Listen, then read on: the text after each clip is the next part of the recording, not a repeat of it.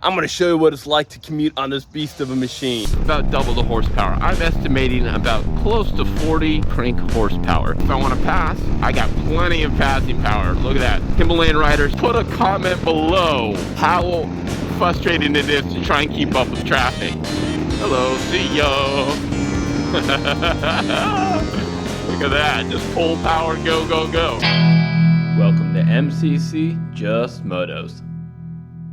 Good morning, guys, it's Andy.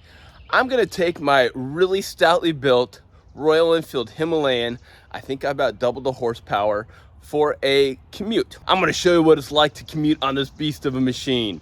Again, I about doubled the horsepower. I'll tell you everything I did, but I kind of want to show you what it's like to commute if adding all that horsepower makes it hard to commute, easy to commute. Stay with me. I think you'll be pleasantly surprised. Come on, let's go. Really quickly, I want to get a fit check for you guys. I have my Ironworker. They're Kevlar lined khakis with level 2 armor.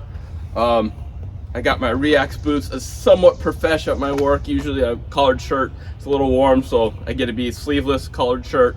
I do have a jacket and all that. AGV K6 helmet, gloves, all that kind of stuff. But really just want to show you, this is what I normally ride in. These Reax boots are really good. I'm gonna give a link to them right here, I think. That's the way to ride. I like it. There's Max, my Himalayan, as I'm getting on. I've had this since 2019. It does not have ABS, which I like. I've rode this cross country. It's been pretty hell of a great bike. Now this has a lot of the mods, including the ECU update, where you do not have to put the enriching circuit on. There we go. You can see I do have a bunch of USB chargers for my iPhone, and I have navigation plugged in. Let's go. I'm at half a tank, 91 miles. I always like to go on this little route just to set me in the right mood every time. Doop-de-doo. Yes. All right, let's go. I checked my tire pressure and I oiled my chain, or lubed my chain I should say, before I went. I have 34 miles, 47 minutes. Pretty standard commute for me. Looks like it's taking my normal way. And what I do in the morning, I just get set, get ready to go. I fill up my panniers with gear, lunch, that kind of stuff, any paperwork I need, and I get on my way. Check my oil, all that kind of stuff. So I will say this, if you don't know, the Himalayan is really sensitive to tire pressure, almost like any bike, but the Himalayan probably more so than the most I have ridden. So check your tire pressure very often. All right, so let me tell you why I want to get this video done and why I think it's important. So again, I say I have about double the horsepower. I'm estimating about close to 40, if not 40 crank horsepower. This bike came stock with 24 crank horsepower, and I've done quite a few mods, and I've actually dynoed the motorcycle, and I'll put links to dyno the motorcycle, with about 3/4 of the mods that I have done. Included a big bore kit, stage 1 cam, computer, some exhaust stuff. I got 31 crank horsepower. All right, up from 24, I got 34. So I got 10 more horsepower with the big bore kit cam and open air filter, exhaust, and so forth. However, why I think I'm making more horsepower now, and I maybe need your help on this. Why I'm thinking I make more horsepower now is it turned out when I dynoed my bike, there was a scuffed piston and a scuffed cylinder that was really impeding the power on the bike. It had compression loss, and it just was scuffed. So that was a huge thing, and I still made 10 more horsepower than stock. Plus, my computer at the time, I had a Powertronics ECU, was not great. And I'll talk about that. I put out another video on a Powertronics versus Power Command. I put a Power Commander, I noticed a really big difference. Lastly, I now have a Stage 2 cam, which is a higher horsepower cam and a better horsepower cam than the Stage 1 cam that I had. Plus, I have a new cylinder head, new gaskets, all that kind of stuff. Alright, so I noticed a big difference between my 31 horsepower scuff piston bike and this motor that I have in there right now. You can look at some of my videos for all the mods that I have, but just know that it's very extensive. Lightweight valves, name it. Why I did that is mainly because I wanted to make a better highway bike, plus keep all the same off-road characteristics. How did I make it a better highway bike? Well, I reduced my RPM for the speed that I'm going. And how I did that, I put a 1 extra tooth sprocket in the front. And DD chain, heavy duty clutch, all that stuff. So the 1 extra tooth sprocket in front drops the RPM. The higher you go, the more it drops it. Anywhere from 400 to 700 RPM. Alright, 60 miles an hour, I'm a little over 4,000 RPM. And the bike is just like barely any throttle at all. I'm in 5th gear. And it's very, very easy to drive. And you see I'm barely going any throttle at all. Probably the biggest Achilles heel of this bike that I see is just its highway performance characteristics. Stock. I think the new liquid cooled Himalayan addresses that a little bit, but I think they have the same gearing, so I don't know. Anyway, this one has a little bit different gearing, and here I am going 68, 67, and I'm at 4,700 RPM. Really easy to maintain, and if I want to pass, I got plenty of passing power. Look at that, 70 miles an hour. Keep it up 70, I'm at 5,000 RPM, maybe a little bit less. And that's it. I have a kind of a throttle lock right there. I forget the name of it. I'll put the link in the description, so I can maintain a cruise speed if I want. What's also been really cool is at this speed, at 70 miles an hour, you know, I would have been close to 5,500, 5,600 RPM on a stock Himalayan. Now I'm, you know, less than 5,000 RPM. But at 70 miles an hour, I was getting maybe 43, 44 miles a gallon. What I'm going to show you is I'm wrapping this bike out. I'm going 65, 75 miles an hour. And my miles per gallon has shot up tremendously. Obviously, you see my navigation and Waze. My miles per gallon has shot up tremendously, about 50 to 60 miles per gallon at those high speeds. That makes my distance, how far I can go, a much longer way. So I can commute longer before fill-ups, which is great. I have a tall seat on here. Again, I'll put a link to the description, all my mods. So I have tall seat. I have a little bit of bar riser and a Royal Enfield, a factory Royal Enfield off-road handlebar grips. It makes it a lot more comfy of a cruiser for me on my legs, with a higher hand position and a higher seating position. I have more leg room. Plus, I don't know if you can see, I got rid of my rubber mounts. That gives me a little extra room for my feet. I like the room over the mounts. Also, yeah, so it's very comfy. The wind's mostly off my chest. It's a stock windshield. I've tried about 7 iterations of windshields and none of them are any good. Really, I've had tall windshields, I've had additions, and none of them are fantastic. So the stock one works for me and it gets the wind off my chest. Oh, double end mirrors. They're really good. Stock mirrors are fine, but they just got a little vibration-y, and they got loose after X amount of miles, so I went with double end mirrors. I got 12,000, 13,000 miles on this bike, somewhere there, 12,000. This bike is counterbalance single. What I will say is with the bigger engine and the bigger piston, they don't change the counterbalance, so there is more vibration. You can feel it in your hands, you can feel it in your seat and the feet. A little bit more, not terrible, but definitely a little bit more vibration, but it's still a pretty smooth single. As you notice, I got no problem hanging out with traffic, keeping up with traffic, riding in the left lane. How awesome is that? Himalayan riders, please, put a comment below how frustrating it is to try and keep up with traffic. That's the whole reason I did this mod, is I wanted to be able to keep up with traffic. All these mods, I wanted to keep up with traffic and not have to worry about it.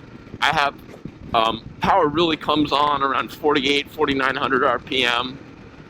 It gets on cam and it pulls to red line. So the power on this, you have the big bore kit, which adds more torque down low.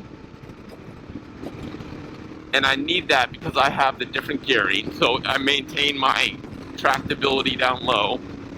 But you see, I'm just easily heading up to, 85 miles an hour. Oops, sorry, a mistake. I did not mean to do that.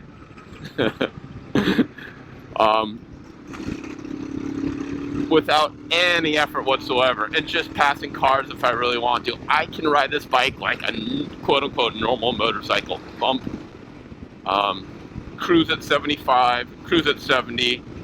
Look at, I'm at 5,100, I'm at 73 miles an hour. The 0 to 60 on this is in the 8-second range instead of the 11 to 13-second range. So I dropped quite a bit, 0 to 60.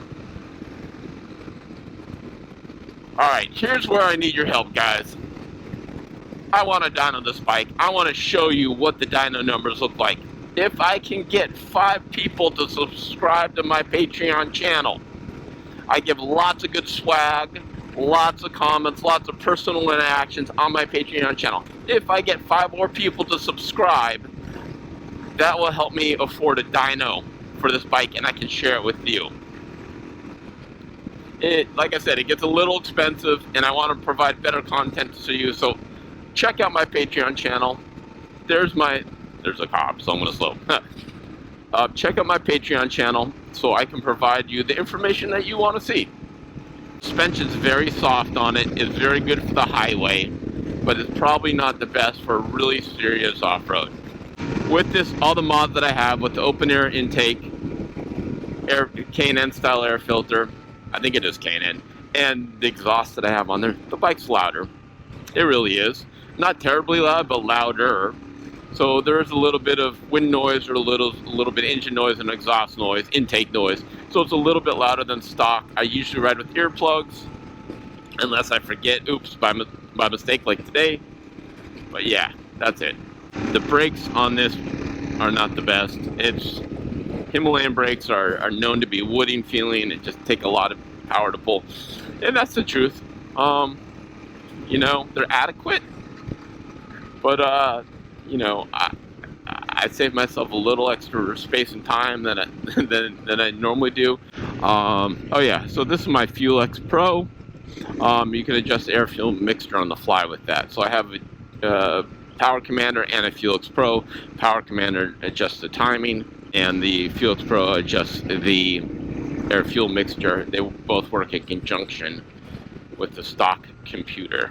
With the mods I have on there, you do lose a tiny bit of low-end idle tractability. There's power down low, but the idle is gone up to about 1900.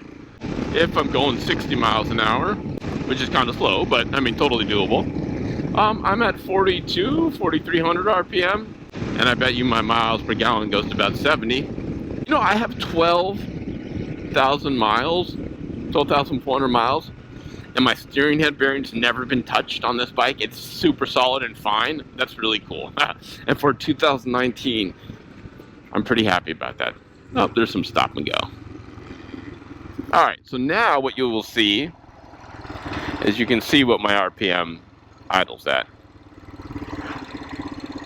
Like I said, 1900 RPM. I'm in idle mode right now. You know, it does idle a little bit higher when it's warm too. When the bike is warm, the bike is controlled to idle higher. I think the majority of Himalayan orders kind of will be riding like this. I think the majority of motorcycle riders, when they ride, they commute. So this is important. This, as much as it's not sexy or fun, this is an important part of how it is to ride. So are you thinking about getting a big bore kit and cam? I hope this will help you in your decision. You can see it is doing what I wanted it to do, which is make it a better commuter. All right, so I'm going to say my average speed over the last 160 miles, 80-90% has been on the highway, and 80-90% of that has been about 70. So I'll say my average speed on the highway is probably 67, 68, with my average overall speed, factoring the stop and go, the city traffic, probably close to 45. Man, like literally 55 is like no issues. And then if I want to just gun it, you can see it goes from torque to horsepower, right? I mean, there's more torque, and you can feel it all of a sudden. Then we'll get on cam, so the torque will start to pull you, and then all of a sudden there's a rush at the end. So that's really fun. You can actually feel it get on cam. You know, that's the old school engine builder mentality. Get on cam. Think you'd be scared to drive this on the highway as a commuter? I don't think so. I think you'd be more than happy. Plus, you maintain all the Himalayan goodness, low speed friendliness. What does a big bore kit and cam cost you? You'll have to watch some of my other videos, but it's not inexpensive. Let me put it that way. All right. Yeehaw. Little sportiness. Don't.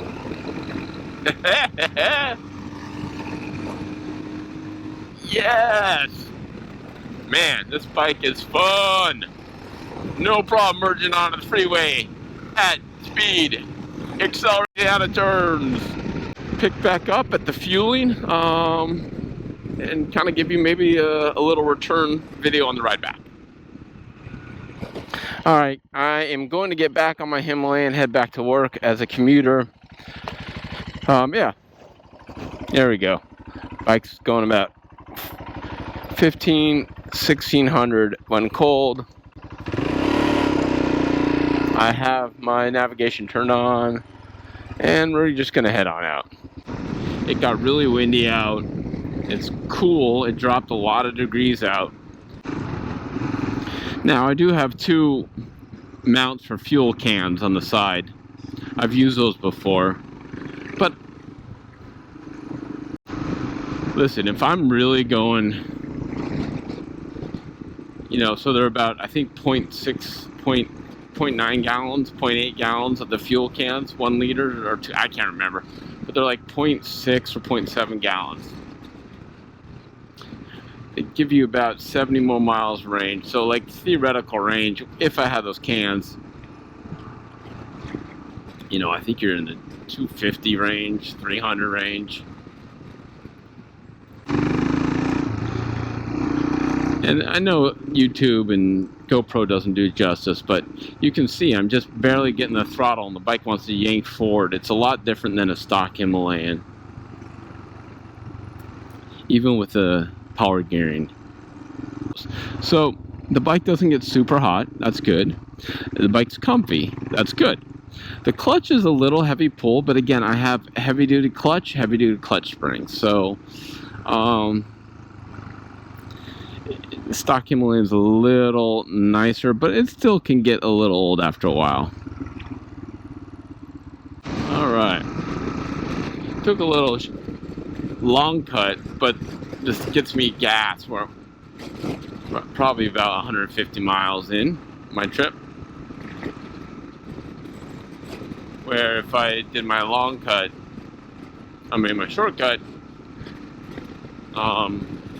Shortens it by about 2 mile trip, but there is no gas really. So, by the way, I'm just idling along. I'm not using the clutch. I'm not using gas. It's just idle. Kind of neat, right? I've noticed I can do that in first, second, and third gear. Might actually be easier in second gear. Let's see. Yep. Even in third gear. Let's get third gear and do it. There we go. Just idling in third gear. Not worried about stalling out. Kind of interesting, right? I don't think I can do it in fourth gear though. You know what question I should have answered and I didn't? Do I wish this bike had another gear? Man, I don't know. I mean, doesn't it have enough guts even at 40 horsepower for another gear? Probably, but then you're adding weight and you don't want to add any more weight to this bike. Does it have enough guts to go up even like one more sprocket, or like in the rear? Probably in the rear I could reduce a sprocket. I think that's what I'd want, to even get a lower RPM at speed and a higher cruising speed and I might consider that, but as is, and just for the amount of money and the amount of capability, and I don't want to lose the low end flexibility of being able to crawl over stuff off-road. I don't know if I really want to adjust the gearing anymore, even with this horsepower. I think stock, this bike definitely could not have used a different gearing. I think it struggled to maintain, 70, you could get to 70 and even higher. I think 82, 84. Some people I've seen 88, downhill kind of stuff. But like to maintain 70 on the highway, maybe. A lot of times I would just drop down, especially on a grade. This is when you can accelerate on a grade at 70, easy. All right, this is my fuel stop. I think it's let's see. Cool part about a motorcycle is you can pull up anywhere to get gas. All right, let's see everything, and we'll fill up and find out how many miles we're at. 148 miles. Let's fill up and we'll find out. I always fill up on the center stand. All right, because I have high performance engine, I do super unleaded, so the highest octane. 148 miles. Let's see how many gallons I'll pick back up after I'm done filling. Okay, I got 2.671. It's about 56, 57 miles a gallon. I actually overfilled a little bit. So that's it. 56, 57 miles a gallon. Pretty high speed. 75 is my average on the highway. Sometimes a little less, but yeah, that's about my average when I'm commuting. All right, guys, that's gonna do it for me. I think I answered the question, can you commute, and what's it like to commute on a big bore kit cam, high performance Himalayan? What do you guys think about it? What questions you have, drop a comment below. We'll catch you on the next episode.